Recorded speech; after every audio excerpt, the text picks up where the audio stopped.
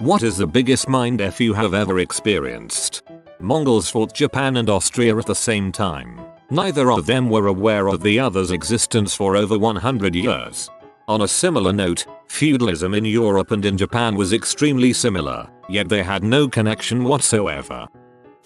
I'm red-green colorblind. My whole life, I've thought that peanut butter was green. Peanut butter isn't green.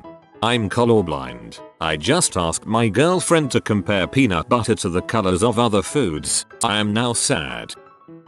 I had a dream once where someone told me I didn't exist, and you know how in dreams people can say or do crazy crap and you'll still absolutely believe them? Well, I absolutely believed this guy telling me I didn't exist, and it was like system error. I mean, how can you not exist if you're aware of yourself thinking? But absolutely believing it caused me to flip out and I woke up immediately in total shock. Blind people don't see blackness. They see nothing. I just can't wrap my head around this. Like what? We sent a man to the moon before we started putting wheels on our luggage.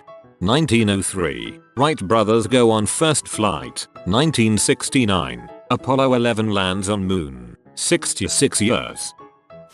I think this counts. My dad got me a wireless mouse for my laptop. It stayed in its plastic because I had no need for it. One day I was working with Excel and got frustrated with my mousepad. I opened the mouse, plugged in the receiver and used it for a bit. I wondered how long it would last and which batteries it needed when it ran out. The package didn't say, so I opened the bag. No batteries were in the mouse. Then, it stopped working completely. That was, of course, until I put new batteries in. I decided to chalk it up to a malfunction in the matrix and didn't ask too many questions in case the adjustment bureau came and got me.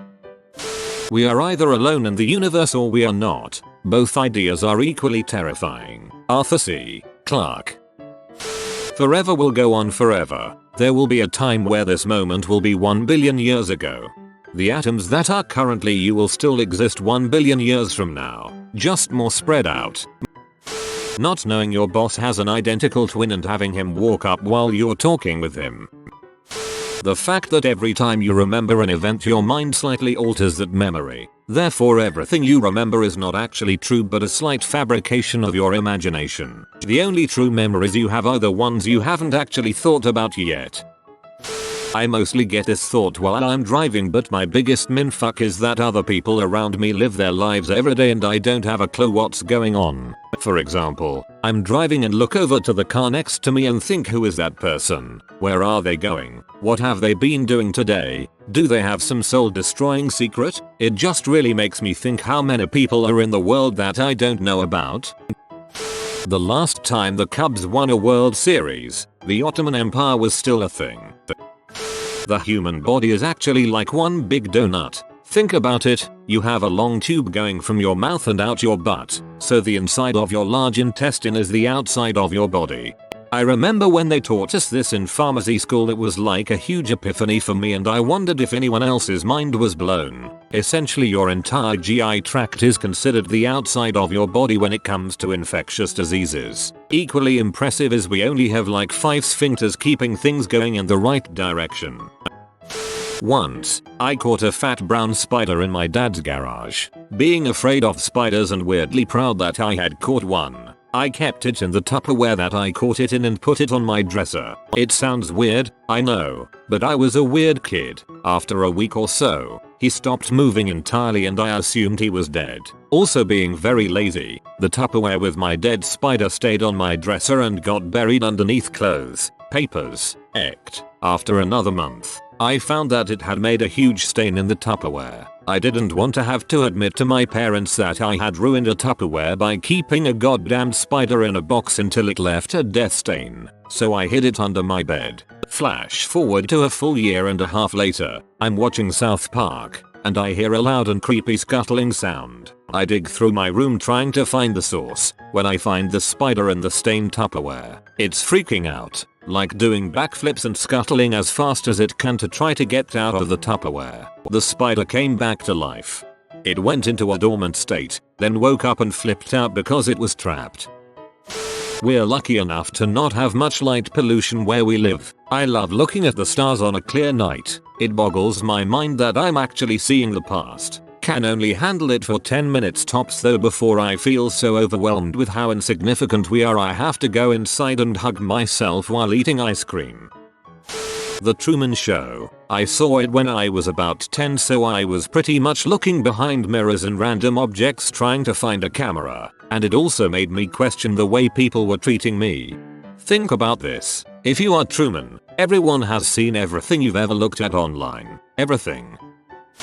Trying to figure out what reality is or why it even exists. Like, consider if we take the universe as we know it, and magically take out all the matter and antimatter and energy etc. We are left with empty space. But that's still something, isn't it? So, if we take that away, what would there be? It wouldn't even be nothing. It would be less than nothing. It just wouldn't. How could there be nothing? How could there be anything?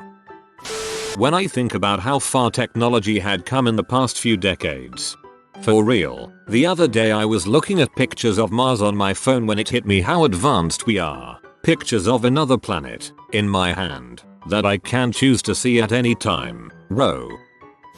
When I was a little kid, we had a cabin on a small river in Vermont. It took about an hour to get there, way out in the middle of nowhere, and was always fun for my sisters and me. We liked car trips and would play little games the whole way. The cabin is the source of my happiest childhood memories, swimming and fishing and cooking marshmallows over a fire and stuff. When my parents divorced, the cabin was a casualty, sold and split between them. Much later, in high school, we started hanging out and partying on the small river that runs into my town. Further upstream so it's unpolluted and lovely and away from the attention of the cops. One day, while tripping and wandering up the river in an inflatable kayak, we came across the cabin my family owned. Impossible, my brain said that place is way up near Bellows Falls at least. This just looks like it. A lot like it. Getting out and investigating. There were familiar things. Obviously the landscape, but the angle of the porch, the driveway, everything, exactly the same. I wasn't sure if it was true or the acid. Later I asked my mom, where in Vermont was our summer cabin? She took a deep breath and explained,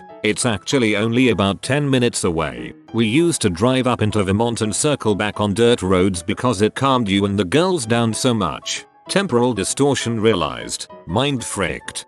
Also mindfuck. My whole family is from Bellows Falls, Vermont, and I have heard this story before. White chocolate milk. It's pretty common, but it gets me every time. When at a red light, or parked in a parking space, and the car next to you starts backing up, and if everything is aligned right it feels like you're moving and then you flail around and your BP spikes and then you realize you're not. I was sleeping off a migraine, and I had a dream I woke up alone in the house. I walked past my sister's room, and their door creaked. Kept walking up the hall, walked to the kitchen and opened the fridge. Not much in there, so I went to the sink to get a glass of water. The sink was filled with blood. I turned around, creeped out, and saw one of my sisters strung up in the pantry, dead. Suddenly, a man dressed all in black stepped out, lunged at me and started stabbing me repeatedly in the chest whilst laughing. I woke up from this dream, creeped out as frick. Got out of bed. The house was empty. I walked past my sister's room, and their door creaked. Kept walking up the hall, walked to the kitchen and opened the fridge. Not much in there, so I went to the sink to get a glass of water. The sink was filled with blood. I started to cry and I couldn't turn around, because I knew what was coming. Suddenly, the phone rang and it was my dad asking if I was awake. I wailed at him for leaving no note and oh god, why was there blood in the goddamn sink? He calmly explained he was defrosted meat in there to roast earlier and I should stop being such a coward. Still creeps me out. I was lucky enough to see Fight Club without anyone spoiling it for me, and it was certainly the biggest movie minfrick for me. Another one is saying out loud, a noise, an oyster. A noise, an oyster. The face of Bo, they used to call me. There are colors out there in the world that some animals can see but we can't. Christmas 2001, my father told me that my grandfather had been diagnosed with a brain tumor because, yay, Christmas, family fun time. I was 12 at the time. He was operated in January 2002, but the operation did not succeed. The cancer had spread too far. My grandparents lived far away, which made a visit impossible, so I sent him a letter to the hospital. A month passed and he was still doing good for his condition. And I feel really bad saying this, forgot about the whole situation. Then in February I got a fever. When I went to sleep that night I dreamt that I met my granddad near a seemingly never-ending field in the countryside. We walked along a path in the middle and talked. The sun seemed to be setting the whole time. Then we got to a house. We went in and there were all these people. He introduced me to them. One of them, I recall, was his mother. He said he was going to live with them from now on. The next day my father called me to tell me my grandfather had died the night before. I had deja vu of having deja vu. My brain hurt trying to understand it. I read here several months ago that when your life flashes before your eyes, it's really your brain quickly going through past experiences, trying to figure out how to deal with what is happening. Yesterday I was listening to a Neil deGrasse Tyson podcast and he was talking about the number of planets in the universe, and basically he says this: turns out binary trinary star systems are very common. Because of the unstable nature of these systems, planets are likely to get thrown out of orbit from these, making those planets rogue, dark planets just flying through space. A lot of those planets are geologically active, meaning they are creating heat from within. Recent discoveries on Earth have revealed that it is not necessary to have a sun to have life. Life needs a source of energy, so whether from a sun or from within the planet, it is possible for life to exist. So that means it is possible that there are an untold number of dark planets flying through space, undetected, without any other celestial bodies near them, and there is the possibility that some of these have life on them. Try to imagine that. Whilst playing hide and go seek when I was little, I found out if I could see mom in the mirror, she too could see me. That blew my 3-year-old mind. I think this was when I discovered that I was a person.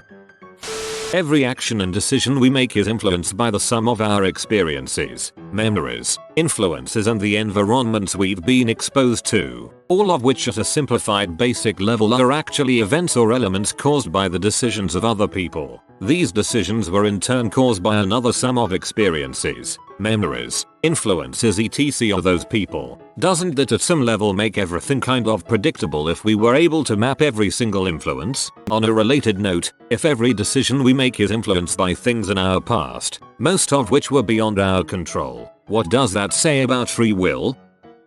The matter in my body and brain is changing, yet I am the same person. For example, that Pop-Tart I ate yesterday is now remembering things I did 7 years ago. In Duck Hunt, player 2 can control the ducks. Also, if you go far enough away with the gun, you will hit the ducks every time as long as you're aiming somewhere on the TV. We pee and crap in clean water. The time difference between when Tyrannosaurus and Stegosaurus lived is greater than the time difference between Tyrannosaurus and now. You've been visited by the toothpaste man for good teeth and fresh breath. Comment oh fresh. If you are new to the channel, you can subscribe. I publish new videos every day. Until then, check out another video, or don't. Either way, have a great day you magnificent people.